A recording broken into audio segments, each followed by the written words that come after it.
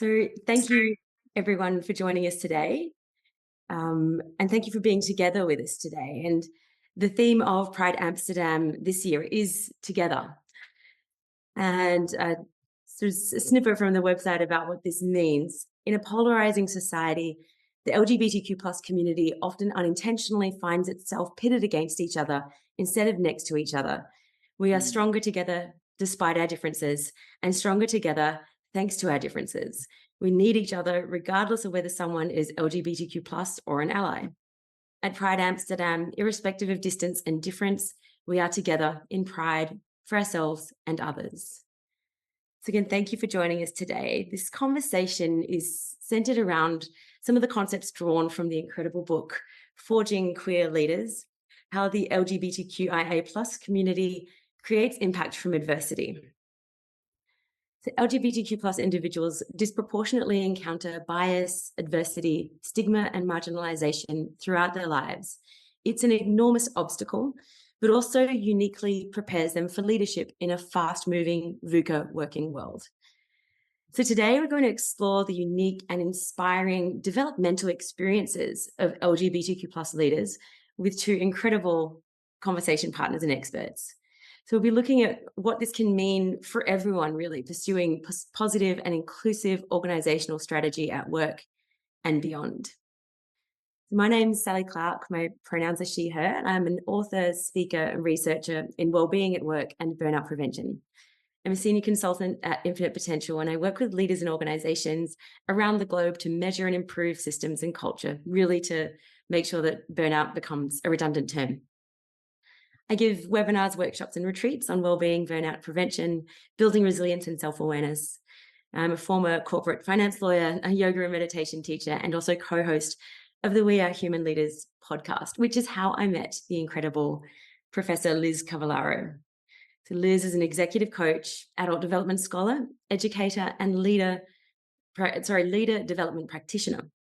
Dr. Cavallaro is currently a tenured associate professor of leader development at USNWC in Rhode Island, the United States. Together with Bree Fram, she is co-author of Forging Queer Leaders, How the LGBTQIA plus community creates impact from adversity. And I will be saying that title a few more times, I think, during our session today. And we're also joined by Emily van Putten. So Emily is an acclaimed IT professional, content creator, and advocate for diversity and inclusion within the tech industry. A trans woman and 4-time Microsoft MVP award recipient, Emily uses her personal journey and professional expertise to promote greater accessibility and representation in IT. She serves as an active board member of Dutch Women in Tech, where she focuses on empowering women and other marginalized groups. Through sharing insights from her gender transition, Emily fosters understanding and acceptance, embodying vulnerability and transparency in her leadership. And these are topics we're going to speak to shortly. Her efforts to challenge societal norms around gender help to reshape perceptions and influence policies that promote true diversity in tech. With experiences from different gender perspectives, Emily is a respected leader and role model, advocating for a world where everyone can freely express themselves, which is a message that I think resonates for all of us here today. So thank you everyone for joining. Thank you for having us. Yeah, I'm really excited for this conversation, like really thrilled to have this opportunity to delve into this topic together with you too. And I'd like to start really with you, Liz, if I may, and just asking about the title of the book, Forging Queer Leaders. I'm curious how you came to this title and what you mean by queer leaders being forged. Thank you so much, Sally, for that question and for having us this morning. I'm also really excited to talk about this with you. That question, I really appreciate it because that word was very important to us.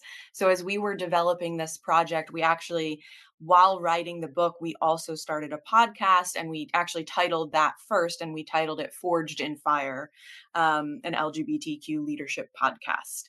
And so the title Forged came out of our early conversations about what is it that we are trying to explore that we believe is unique about the way LGBTQ leaders develop the skills and capacities they have that make them effective, particularly in today's complex environments. And the path that we saw and that we thought we would find when we did the research and talked to folks and ultimately did find is that the way in which certain life experiences, particularly moving through adversity, forge or develop certain skills. And so we looked at the prevalence of things like bias, marginalization, stigmatization, discrimination, as well as things like major life experiences, even traumatic events, or other challenges that cause a person to essentially come out different on the other side, to have something that they experience that alters who they are and how they operate in the world. And while there is, of course, a lot of a negative aspect to that, there is also the potential to build strength through that. And what we found in these leaders' stories was that they found ways to thrive. Whereas initially it might have simply been about survival. It might have initially been the response to dealing with adversity and finding ways to come through that and get to the other side for their own survival. But they turned it into thriving, and it allowed them to develop certain skills and capabilities that were very effective in the leadership environments they were entering into, and were a source of strength and fortification that had in fact been forged in the way metal becomes forged through fire. Beautiful. It's such a powerful metaphor, and I love that there is that sort of alchemic, almost sort of connotation to it. It really does have a transformative quality. And I also love in the title that it's about creating impact from adversity. So it's not necessarily something that just happens automatically. It really is that conscious creative process that comes as a result of having been forged by these formative experiences. I'm curious, Emily, does this metaphor, so of leadership capabilities being forged through the lived experience of the LGBT plus community, does this resonate with you? Yes, absolutely. The metaphor of leadership skills being forged through lived experiences within the LGBTQIA community deeply resonates with me. My personal and professional growth as a trans woman in the tech industry exemplifies how unique challenges can serve as a catalyst for development and leadership. Like the metaphor, like metal being forged, where each heat treatment and hammer strikes make it stronger and more resilient. My experience have been the test that have been fortified by leadership qualities. Um, a con- I have a concrete example. Was during a project aimed at improving cybersecurity measures for a customer. Faced with resistance to new technology, I used my own experiences with resistance to my own transition to basically build bridges and foster empathy. By sharing my own story and struggles, I demonstrated how change, although difficult, it is ultimately enriching. This not only led to a successful implementation of the project, but also strengthened the team cohesion and mutual respect. And I use these life lessons almost every day to be a leader who not only commands, but also inspires and allows others to overcome their own challenges and learn from them. Amazing. Thank you so much for sharing that very tangible experience that you've had, Emily, where you've been able to really use that adversity that you experienced to, I imagine, also create an environment of, some vulnerability that welcomes people into the experience so that they're being seen in their perhaps the discomfort that they're experiencing around the change that they're going Yeah, and through. being vulnerable is quite hard at sometimes, but when you start doing that, in the end, I have learned that it becomes easier and it opens the door for connections with the people around you. Amazing. And this segues so beautifully into my next question, which is for Liz, which is, really why I think we hear a lot about vulnerability in the workplace, and I'm curious in your expertise, why is vulnerability really so important for leaders today? And perhaps as a sub question, how do the experiences of LGBTQ plus leaders sort of inherently develop their skills of vulnerability and empathy, as Emily spoke to? Yeah, absolutely. And I really appreciated how Emily laid that out in relation to the opportunity to share a bit of herself and her own personal experience to then leverage that as a catalyst to building a bridge and a connection with others, and then that doorway into vulnerability and empathy and some of these very important leadership skills. And I think that's important to point out because it goes hand in hand with authenticity. So what's important about the fact that vulnerability is, as you said, something we're talking about a lot in the workplace now, is that it is in fact a strength. And this is something that's really challenging because a lot of the traditional dictionary definitions you might find of that word have a connotation of a lack of strength or even a weakness. And so a lot of people have kind of a bias in their own mind about what that means.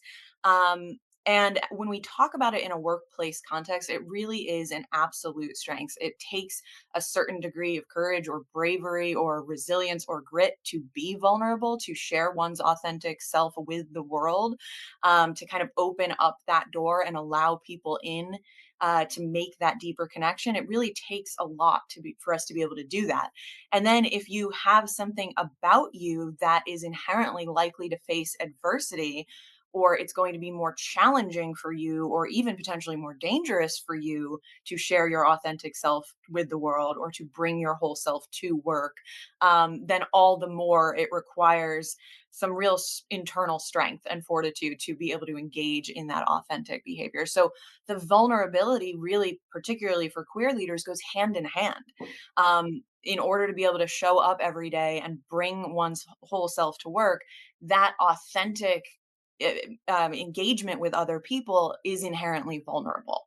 And so the ability to do that and then make a connection at a deeper level, the stories that I've heard over and over again, what's really remarkable is that other people who work with these folks, when they see that vulnerability and they get a sense that this person is really sharing their genuine truth and authenticity with those in the workplace, trust increases, comfort level increases, a belief that this leader is, a real whole human being matters a lot to employees and colleagues. It makes people feel like they can be real with this person as well because they've done it, right? They've kind of opened that door, they've paved the way for authentic conversation, for bringing your whole self to work, for being a whole real flawed human being who has challenges, and things that make them who they are, that both make them stronger but are also potentially a vulnerability. And so the ability to do that, what I've heard over and over again is that it allows conversation and relationship to go to a deeper place, and it allows other people to then open up and share their own stories in a way that forges an empathetic connection. And people will genuinely believe that this leader has empathy towards them and cares about them and who they are and their struggles above and beyond simply the workplace self and that identity that we bring. And so it really allows people to bring down some of the inherent armor and walls that a lot of us feel that we need in the workplace to protect ourselves or to portray a professional image or to um, be aligned with some of the cultural norms and expectations for how one is supposed to show up to work and what is or is not acceptable to bring of oneself into the workplace. It allows people to really move past some of those barriers and feel comfortable opening up, sharing, asking for help when they need it, being honest about what they're going through.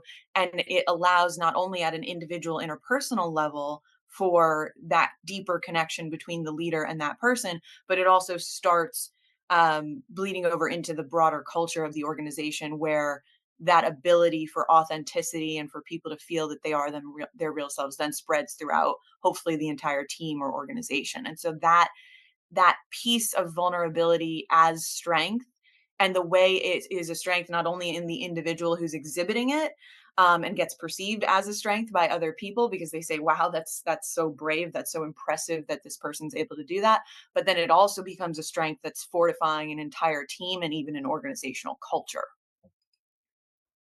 Amazing. There's so many pieces of what you just shared that I'd love to kind of delve into deeper, but I really love how you've highlighted this kind of, really sort of archaic way that we have of thinking about vulnerability as being, that's where we got to try and aim for someone's vulnerabilities, dig them up and use them somehow. And yet the research really does show what an incredibly fortifying effect it can have at individual, team, and organizational levels. So thank you so much for unpacking that for us. And I'm curious, Emily, how that resonated for you, what Liz just shared, and whether you've seen that sort of in your own experience, and perhaps, had that experience. You shared a beautiful example already of your own vulnerability, but how you've seen that played out in organizations you've worked at too. Well, one of the most impactful moments for me when sharing vulnerability strengthened my leadership was during an intense period of organizational change. At some moment, I stood before the team and openly shared my concerns and uncertainties about the future, which was unusual in our typically stoic corporate culture. And this vulnerability, while hard, was basically a turning point. It paved the way for team members to also share their feelings and concerns. And it opened a dialogue that brought us all closer together. And this experience taught me and the team that vulnerability is a form of courage. And I always say that we're being taught then not, or I was being taught to not being vulnerable in work because it might have a negative impact. So it's really hard to make this step to being vulnerable because now you have that sound back in your mind. I hear my dad raising me. Do not do that because it might impact your career. But in the end, when I stood before this mountain at some moment, and it's way before this moment I was just talking about, you see this mountain of being vulnerable, being open to colleagues, and it is really high, this mountain. But once you start climbing and you're on top of this mountain, and then looking back, the mountain seems a lot lower than it initially looked like. So, and that helps you climbing these next mountains and being more vulnerable, being more open, because you learn. Yeah, I learned that it's quite relieving, and it changed. It also changed how we interact with the team, becoming more collaborative, supportive. And additionally, sometimes I share my own challenges as a transgender leader, such as the times I felt unaccepted. And that way I was able to foster a culture of openness and inclusion. And in the end, it resulted in a stronger, more connected and resilient organization where people feel safe to be themselves. Thank you so much for sharing, Emily. And I really love that metaphor that you shared of how the perception of the mountain, the perception and the fear that comes with that, it's such a natural human response. But then through the experience, it's like we thought it was here, but it's actually down here. And then once we've had that experience, and our brain starts to perhaps understand more that, hey, I survived that. In fact, not only did I survive it, it was easier than I thought, and it's brought these great results. It starts to build that experiential learning, I guess. You also get more in touch with yourself during this process. Being more authentic for yourself, but also the environment around you. Yeah, amazing. Thank you so much. I'm curious. I think this is also a nice segue to talk about the concept of crucible experiences, which is raised in the book. And I think it's connects, of course, with the title of Forging Queer Leaders. And I'd love to understand from you, Liz, what are crucible experiences, and how can the crucible experiences of queer individuals contribute to transformational and authentic leadership? Sure. Thank you for that. And yeah, the mountain metaphor is also really relevant to this, in that a question that we get a lot is, are you saying that this is solely unique and specific to queer individuals and not something that others experience? And that's not the case. We're saying that the way in which they go through these journeys and some of the unique elements of challenges that they face perhaps allow this individual leader development to occur and unfold in a different way, and perhaps allow these folks to be more readily able to undertake the inherent discomfort and feelings of destabilization and risk and all of these other kind of uncomfortable things that human beings naturally tend to avoid.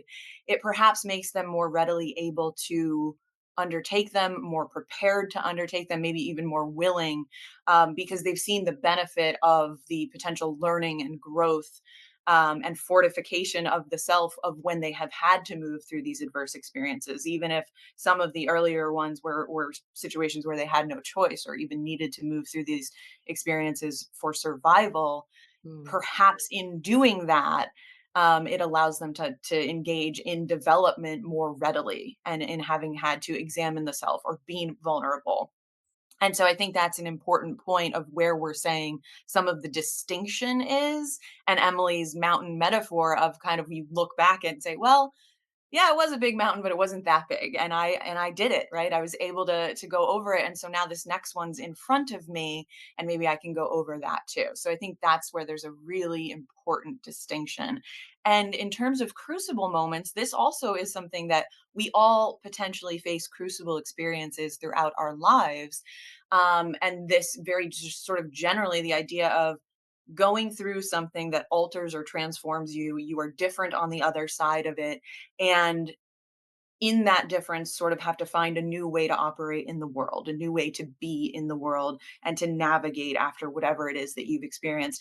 And those could be negative experiences, positive experiences, or things that are a bit more nuanced that likely have both positive and negative elements. But for members of the queer community, some of the more common experiences like coming out, which importantly is not a single event but is something that occurs again and again, and sometimes there's even recloseting that occurs based on different environments or dynamics someone is experiencing, or the experience of transition, or some of the adverse experiences of something like facing discrimination. And all of these different crucibles, even those that have substantial negative tone to them, at least initially, are opportunities to fortify the self, to develop as a leader, and to gain a greater capacity. And what's important about this, and what the sort of academic lens that we brought into the book, is looking at the ways in which human beings develop in adulthood. How do we become more sophisticated and advanced in how we think, how we make sense of the world, how we operate in complexity? So, what are those higher order thinking skills that we develop that allow us to be more effective in complex environments, that allow us, to see a greater range of perspectives, look at situations through more lenses, be more nuanced in our sense making, and have that kind of broader scope to allow us to operate in these very challenging environments as leaders? What we know about human development is that the way in which we develop that greater capacity oftentimes is a result of moving through crucible experiences, the alteration that occurs where we become more complex by essentially, responding to the demands of our environment, kind of rising up to the challenge when we face things that are perhaps more than we can currently handle, or are more complex than the level of complexity that we have previously had in our own mind.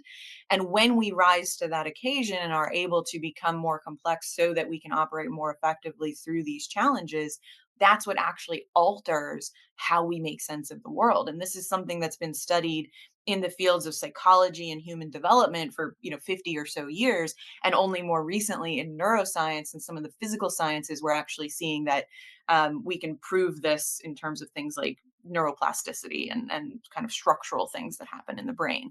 And so we know that this is how human beings are able to become more sophisticated and complex and how they make sense of the world. And that once they do that, as a leader operating in a complex environment, they're better able to attend to the complexity that they're facing. They're more resilient, they can handle more, and they're able to look at seemingly disparate ideas and information, or even paradoxical ideas, and make sense of it in a more nuanced way, be able to kind of observe themes or patterns or trends amidst complexity that might not be as readily apparent to someone else. And we know that the way these skill sets develop is through moving through crucible experiences. And so, again, it's something where any adult will have these opportunities in their life. We will go through these challenges that have the potential to forge us. Um, but the extent to which we take that opportunity, our readiness and willingness to engage in it, the authenticity and vulnerability we bring to that journey, we think there's something special about queer leaders because of the kinds of experiences they've had and how they then leverage those for further growth experiences. Incredible. Thank you so much for unpacking that. I think it really reminds me, I think there's someone that you interviewed for the book who mentioned this concept, everybody transitions. So everyone has these experiences that can potentially transform us. And I know, having collapsed at an airport because of burnout, and I know others on the call right now have experienced, these kinds of issues too. And it's so interesting to hear also that it makes a lot of sense to me in sort of a common sense perspective that those experiences and allowing them to result in growth would improve leadership sort of capabilities. But it's so great that there's also this science and this neuroscience behind it now to support that. Thank you so much. I'm curious, Emily, just sort of generally whether what Liz has just shared resonates with you again, but also really love to hear about your own leadership style. And what it means to you to lead authentically, and whether, I'm just going to leave it at that. I'd love to hear more from you about your own sense of authentic leadership. I think my leadership style is deeply rooted in the principles of authenticity, transparency, and empathy. And I loved what Liz just said because I relate absolutely with what she said. Because actually, my process is only started at the moment when I was going through my own personal growth process. And before that moment, I was a completely other person, also from a leadership perspective. And then talking about authentic leadership for me means consistently bringing my true self forward, both in success, but I think it's more important also in struggle. This means being open about almost anything. While of course it needs to be respectfully conversation, but also almost anything can be shared, which helps create an environment where others can also be open about who they are. And I think that's really important.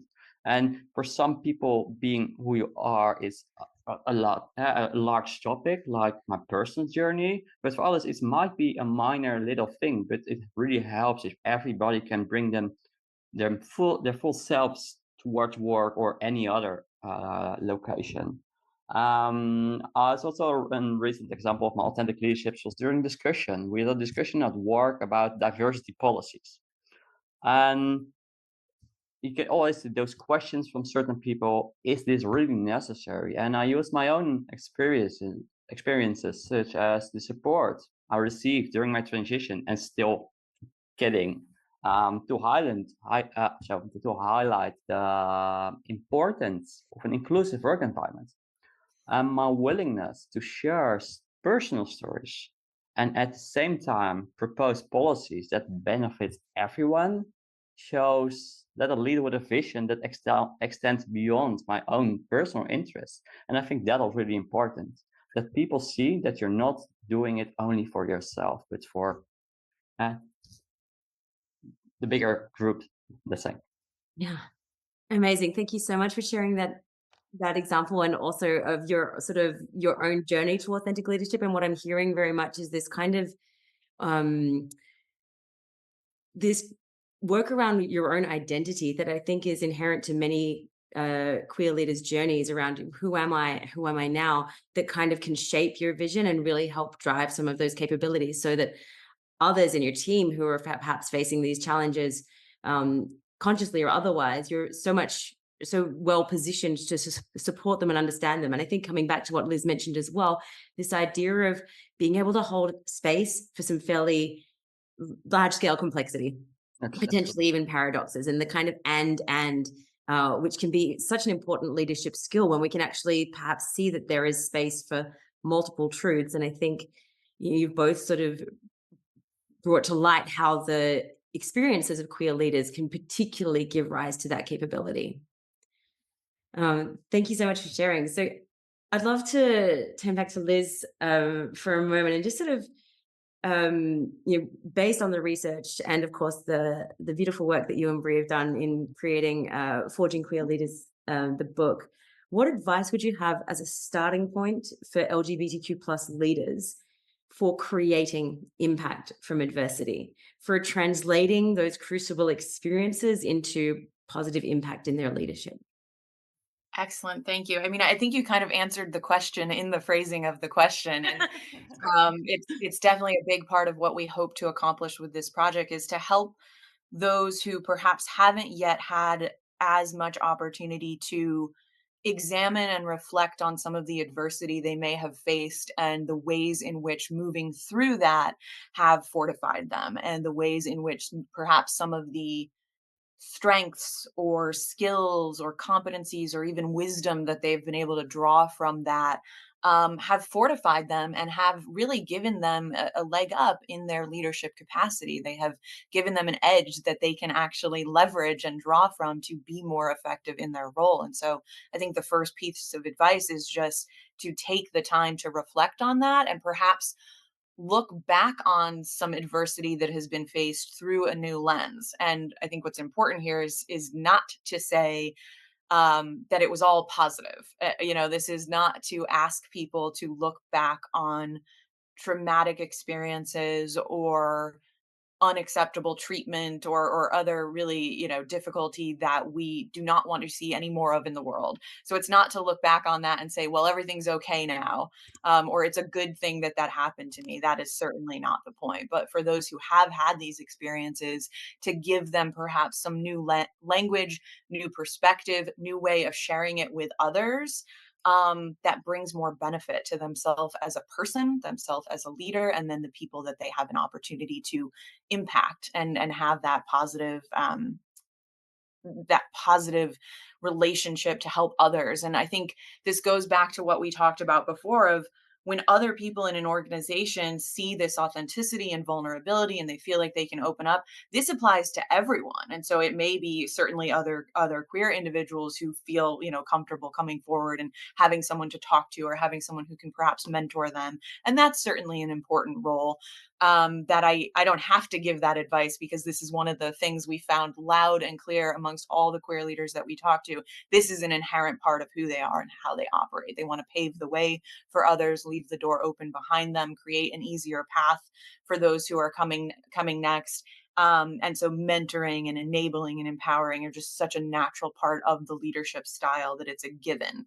But in addition to that, everyone else in the organization can benefit as well. You don't necessarily have to be a member of the queer community to receive the wisdom and guidance, and just learn these lessons of how to handle and move through adversity or crucibles in life with grace and grit and resilience, and to reframe and take ownership of some challenging experiences in a way that fortifies the self and then ultimately fortifies others. We can all learn so much from them, and that's a piece of advice really I'm giving to everyone, right? To find ways that we can all learn from these leaders, but to members of the community themselves in terms of what can these leaders do to create that impact from their own adversity.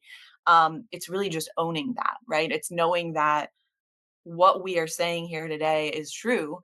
And no matter what the journey has looked like, and no matter how challenging the adversity has been, there is a light inside of that you have the ability to draw from, that we will all benefit from. And so it's less of a piece of advice and more of a request to just keep bringing that light forward, because I can tell you I personally have benefited so much from the advice and wisdom that is just about life and leadership and just living in this world.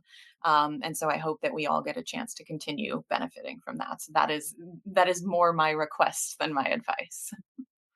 Amazing. Thank you so much, Liz. And I love that you also highlighted, it's not about this kind of toxic positivity of kind of, pretending it was all fine and look at all the good things that have come of it. It's really about holding space for the full truth of the experience. And I think that's also where some of the alchemy lies, when people can see that you as a leader have been through struggle and have overcome it. It becomes it's something almost at an emotional or a deeper level, where we start to understand that person is a whole person. They're more than just who I might perceive them to be as a leader, and that in itself fosters connection and trust. But it also really, I think, can inspire in a way that we don't may not even immediately see. Um, and I noticed, Emily, also that you were nodding a lot when Liz was talking about this almost inherent sort of tendency that queer leaders have to uh, keep the door open, to mentor, to really support other rising queer leaders around them. I'd love to hear also from you, um, if you have any advice or requests that you'd like to add to what Liz shared, and particularly in terms of really owning their authenticity and their impact. Yeah, for me, for LGBTQ leaders looking to increase their authenticity and impact, my advice would be, I think, threefold: be courageous, be visible, and be compassionate. Compassionate. Being courageous in all aspects of your life and leadership breaks down barriers and inspires others to do the same, while visibility goes hand in hand with creating opportunities for others to learn and grow. And I learned that by regularly speaking at conferences about diversity in technology and sharing my own personal story, I have not only expanded my network, but most importantly, paved the way for others for more inclusivity within the sector as a whole. And finally, I think that's the most important one, and it's inherent to the process you're going through for most LGBTQ leaders, is being compassionate. Means for me recognizing that everyone has unique challenges, and that understanding and supporting those challenges makes us all stronger. And by creating an environment where people feel supported, but really supported, you not only strengthen individual team members, but in the end, the entire organization. Amazing. I'm so glad you mentioned compassion. It's such a self-compassion and compassion generally, such key aspects, I think, of that process of creating impact from Yeah, and I adversity. think for most LGBTQ leaders, if you're not compassionate, you cannot go through this process. It's Mm. something, as I said, inherent to the process you're going through. So I think all of those people are compassionate in some way. Yeah, thank you so much for sharing. We have a little bit of time left. I'd love to open the floor to you both, and I've kind of been doing it. I'll continue my order of Liz and Emily.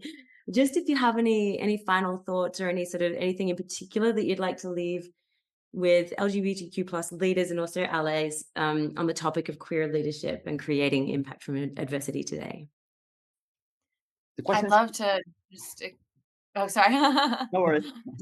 Well, I was going to say that I would love to just extend the last piece of what Emily talked about, because I think that she really exemplifies that compassion as a superpower, and we use that term in the book, superpower, because there is something about the way in which queer leaders, oftentimes, again, because they've had to develop skills in being highly perceptive and empathetic. They are constantly scanning the environment for the things around them that perhaps require their attention or that they have to be on the lookout for. And it makes them deeply perceptive about others in a way that almost feels like a sixth sense. It feels like they have this ability to read the room, to read what's going on with other people, to understand that people are going through things. People may have things under the surface that they're experiencing that are perhaps, whether intentionally or unintentionally, being hidden from those in the environment, and they deeply care. And so I want to touch on that in terms of compassion, because yes, it's this wonderful, loving, great quality that these people just genuinely are caring and good.